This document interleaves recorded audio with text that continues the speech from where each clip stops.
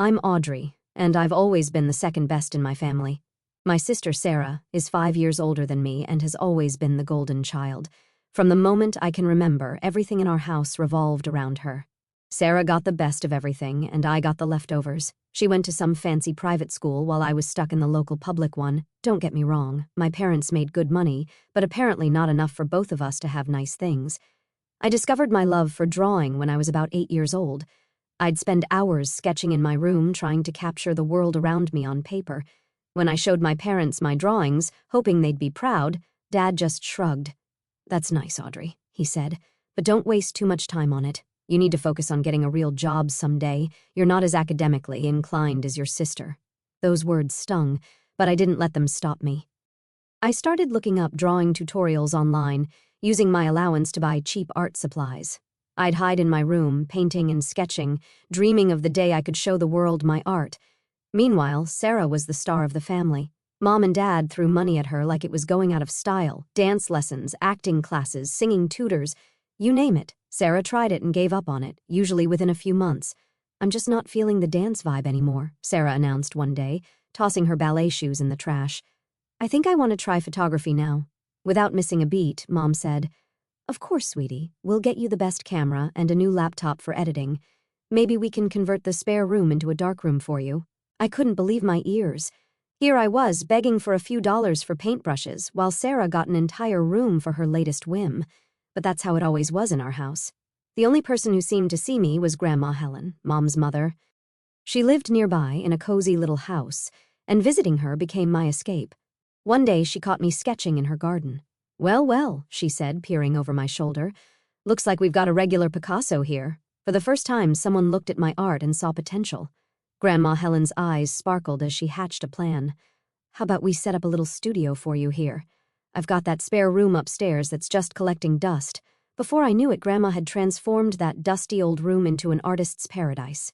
She bought me an easel, real artist-quality paints, and even signed me up for private lessons with a local artist as the years rolled by. The gap between Sarah and me only widened. Our living room turned into a shrine to Sarah's so-called achievements. A massive display case dominated the wall, crammed with her certificates, ribbons, and trophies. Most of them were participation awards, but you'd think she'd won Olympic gold the way our parents fawned over them. One day, I timidly approached Mom with a small painting I'd done. It had just won first place in a local art competition. "Hey, Mom," I said. "I was wondering if maybe we could put this up somewhere."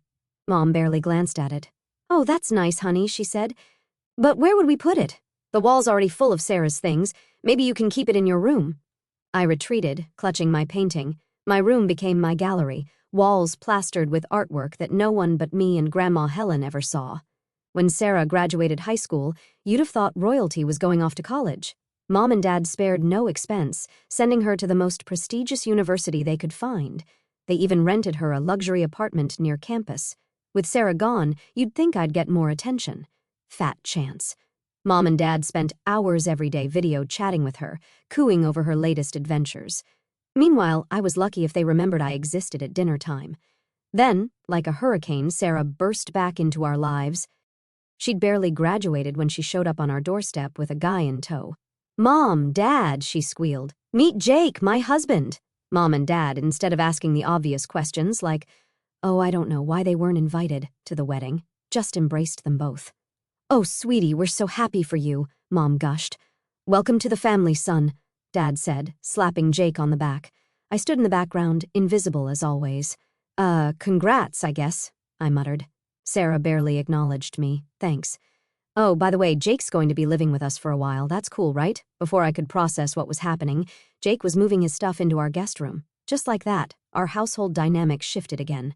2 months flew by in a blur of awkward family dinners and tense silences. Sarah and Jake had taken over the house like a pair of entitled royals, and I was counting down the days until I could escape to college. Then, one evening, Dad called me into the living room. "Audrey, we need to talk." My stomach dropped. Nothing good ever came from those words in this house. Mom and Dad sat on the couch, with Sarah and Jake lounging nearby. I perched on the edge of an armchair, feeling like I was facing a firing squad. Dad cleared his throat. "Audrey, you know we've been saving for your college fund." I nodded, a glimmer of hope rising in my chest. Maybe they were finally going to do right by me. "Well," he continued, We decided to give that money to Sarah instead. The world stopped. I must have misheard. What? Mom jumped in, her voice sickly sweet. Sweetie, Sarah needs it more. She's married now, starting a family. We have to think about their future. I looked at Sarah, who couldn't even meet my eyes. Jake just smirked. The injustice of it all hit me like a tidal wave. Are you kidding me? You've given Sarah everything, her whole life, and now you're taking away the one thing you promised me? Watch your tone, young lady, Mom snapped. You should be grateful we're not charging you rent for living here and eating our food all these years. I couldn't believe what I was hearing. Grateful for them doing the bare minimum as parents? Dad stood up, his face red. That's enough. You're an adult now, Audrey. It's time you started acting like one. He disappeared into the hallway and returned with a new suitcase. He dropped it at my feet with a thud that echoed through my soul. Consider this your graduation gift, he said coldly. Pack your things and get out. Tonight. I looked at each of them in turn, Dad's stern face, Mom's averted eyes, Sarah's guilty expression, Jake's smug grin. Not one of them spoke up for me. In that moment, something inside me broke, and in its place, a steely resolve took root. Without a word, I grabbed the suitcase and marched to my room.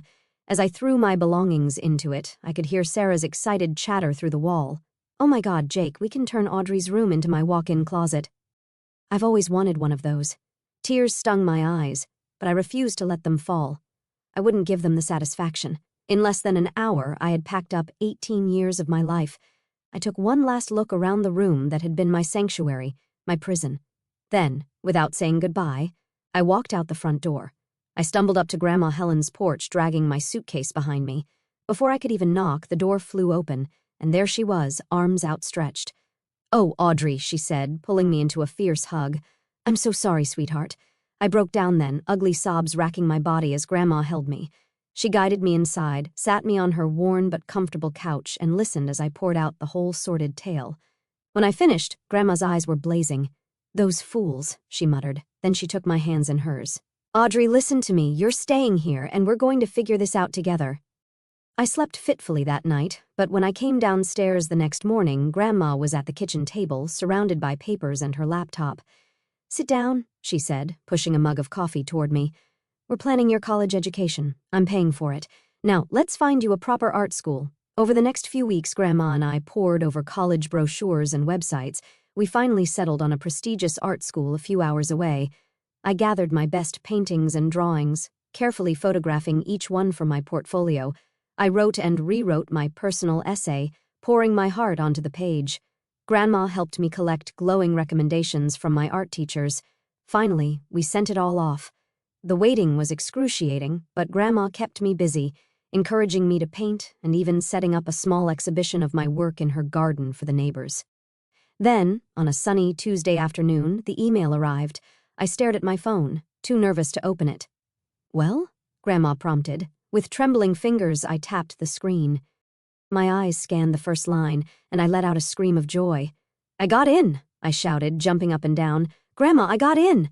From the moment I set foot on campus, I threw myself into every opportunity. I joined the art club, volunteered at gallery openings, and spent countless hours in the studios honing my craft. My first art competition was terrifying, but when I won third place, the rush was indescribable. I called Grandma immediately, and I could hear the pride in her voice. Just the beginning, she said. Keep going. So I did. I entered more competitions, each one boosting my confidence. I started participating in exhibitions for young artists, seeing my work displayed alongside my peers. For the first time in my life, I felt seen. Professors praised my unique style, classmates asked for collaborations, and I even started selling a few pieces. But it wasn't just about the art. I made friends, real friends who valued me for who I was. I joined study groups, went to parties, and even started dating a fellow artist named Ethan. Late one night, as I was putting the finishing touches on a painting for my midterm project, I realized something. All of this, was what I'd been yearning for my whole life. The freedom to express myself, to grow, to be valued for my talents and my personality. Graduation day arrived in a blur of black gowns and flying mortarboards. I landed a job at a local art gallery, arranging exhibits by day and pouring my soul onto canvas by night. It wasn't glamorous. I was basically a glorified clerk, but it was a foot in the door of the art world. Hey, Audrey, my boss Frank called out one day. We've got a spare wall next week. Want to hang some of your stuff? I nearly dropped the sculpture I was carrying. Are you serious? He shrugged. Why not? Your stuff's good. Might as well see if it sells. That little display changed everything. A couple of my paintings sold, then a few more. Soon I was participating in local exhibitions, my name starting to buzz in art circles. Then came the fantasy series. It started as a fever dream, strange, whimsical creatures dancing across my canvas. I painted them obsessively, creating a whole world of odd, lovable beings. At one exhibition, a man in a sharp suit approached me. Miss Thompson, I'm from Dreamscape Animations. We're very interested in your work. Before I knew it, I was signing a contract. They wanted to turn my creatures into a cartoon. The day the first episode aired, Grandma and I sat glued to her TV, clutching each other's hands. That's my little Gribble, I squealed as one of my creations waddled across the screen. The show was a hit. Suddenly, everyone wanted a piece of Audrey Thompson's art. The animation studio commissioned a comic series, which I drew with giddy enthusiasm. As my reputation grew, so did the price tags on my paintings. It was surreal, watching collectors bid on my work like it was precious treasure. Frank, my boss at the gallery, pulled me aside one day. Audrey, you're outgrowing us. How about we do a solo exhibition for you?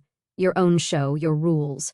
I threw myself into preparation, creating new pieces and carefully selecting from my existing work.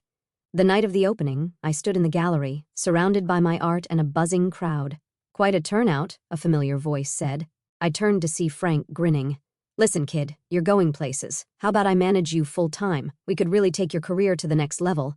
From that moment, everything accelerated. With Frank's connections and my creativity, we were unstoppable. My paintings hung in prestigious galleries, my name featured in art magazines.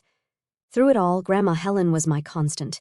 She came to every exhibition, beaming with pride and offering words of encouragement. Remember when you used to hide your drawings under your bed? She said one night as we celebrated another successful show. Look at you now, setting the art world on fire. I hugged her tight, overwhelmed with gratitude. I couldn't have done it without you, Grandma. You believed in me when no one else did. As we clinked our champagne glasses, I marveled at how far I'd come, from the unwanted second child to a rising star in the art world. But even with all the success, the best part was having Grandma by my side, sharing every triumph and setback. One day, I burst into Grandma Helen's kitchen, my mind buzzing with ideas. Grandma, you won't believe what Frank and I have planned. We're thinking of a cross-country tour, showcasing my work in major cities, and there's talk of an international exhibition in Paris next year. Grandma listened, her eyes twinkling with pride, but as I paused for breath, she reached out and took my hand. Audrey, darling, I'm so proud of you. You've become such an accomplished young woman, but I think it might be time to consider reconciling with your parents. I wanted to argue, but the look in her eyes stopped me.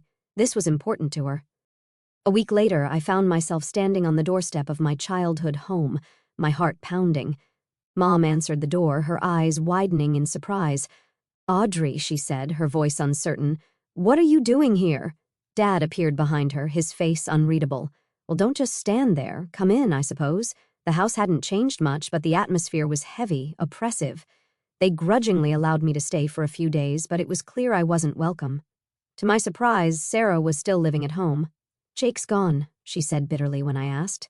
Mom and Dad kicked him out, said he was a lazy bum. I bit back a retort about their double standards. This visit wasn't about settling old scores. Days crawled by in uncomfortable silence. Mom and Dad barely spoke to me, their faces constantly pinched with disapproval. I was about ready to call it quits when Sarah cornered me in the kitchen.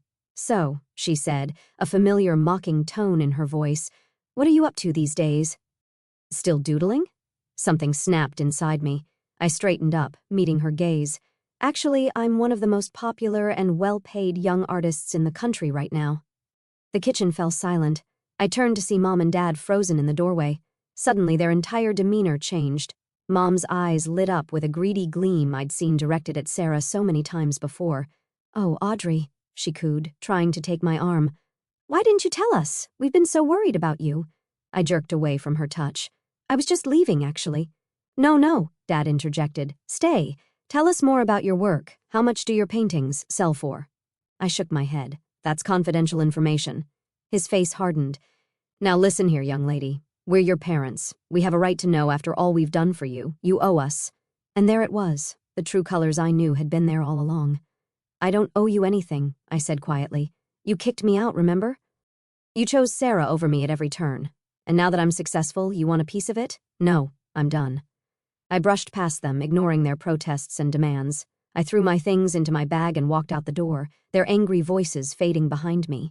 When I told Grandma what happened, she smiled sadly. Oh, Audrey, I'm sorry it went that way, but I'm proud of you for trying. As I drove home that night, I felt a weight lift from my shoulders. I'd given them a chance, more than they deserved. Now I could move forward, guilt-free, focusing on the people who truly cared about me and the art that had saved me. That call came on a rainy Tuesday morning. Grandma Helen was in the hospital.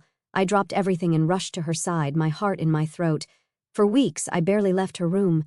I held her hand, told her stories, and tried to repay a fraction of the love and support she'd given me over the years. But in the end, she was gone. I threw myself into organizing the funeral, grateful for the distraction from my grief. It was a beautiful service, filled with people whose lives Grandma Helen had touched.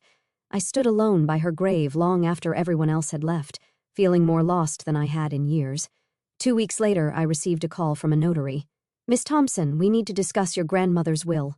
I sat in the sterile office, numb, as the lawyer read out the details, and to my beloved granddaughter, Audrey Thompson, I leave all my worldly possessions, including my house and savings. I couldn't believe it.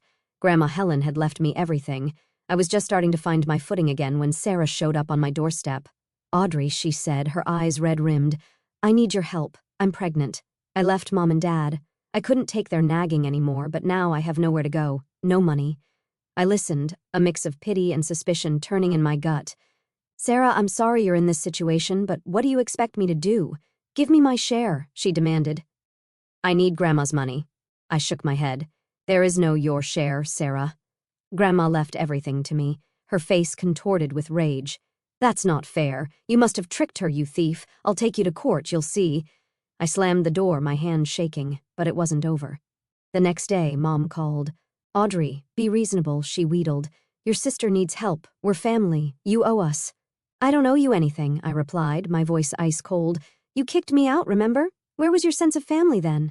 I hung up, but they weren't done. Suddenly, my social media was flooded with accusations, posts from my parents, aunts, uncles, cousins, all claiming I'd manipulated Grandma Helen, that I was a thief who'd stolen their rightful inheritance. Then came the rumors of a lawsuit. Apparently, Sarah and my parents had gone to a lawyer, convinced they could challenge the will. But as quickly as the rumors started, they died down.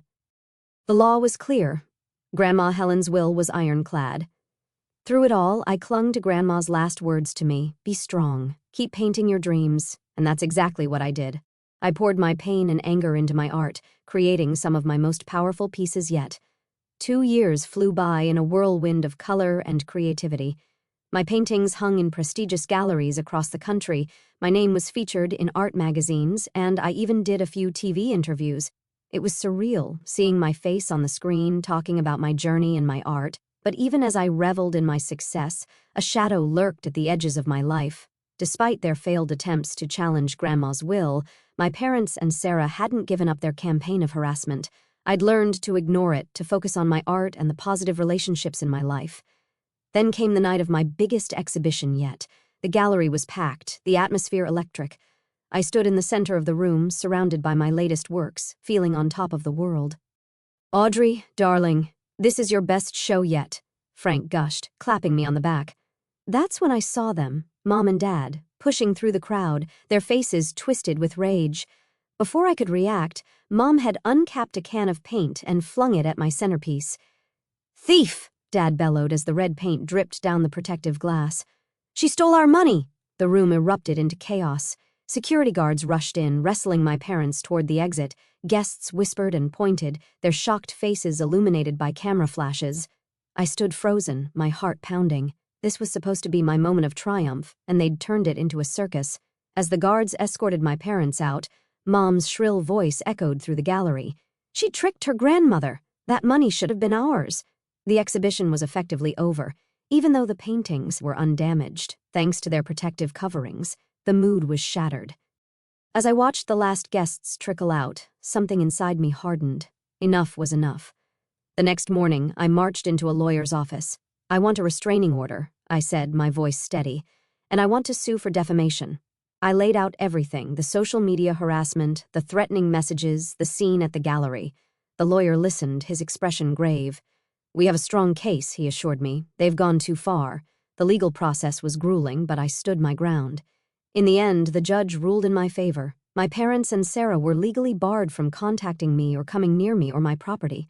The defamation suit was settled out of court with a public retraction of their claims. As I left the courthouse, I felt a weight lift from my shoulders. For the first time in years, I could breathe freely. In the months that followed, I threw myself into my work with renewed passion.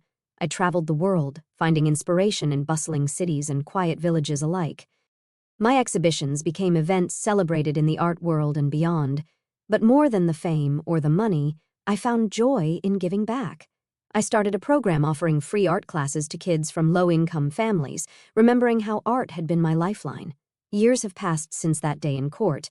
I haven't spoken to my parents or Sarah since, and I don't intend to. Some bridges, once burned, are better left in ashes. But I'm not bitter. I'm grateful for Grandma Helen, who believed in me when no one else did, grateful for the struggles that shaped me, and the triumphs that followed.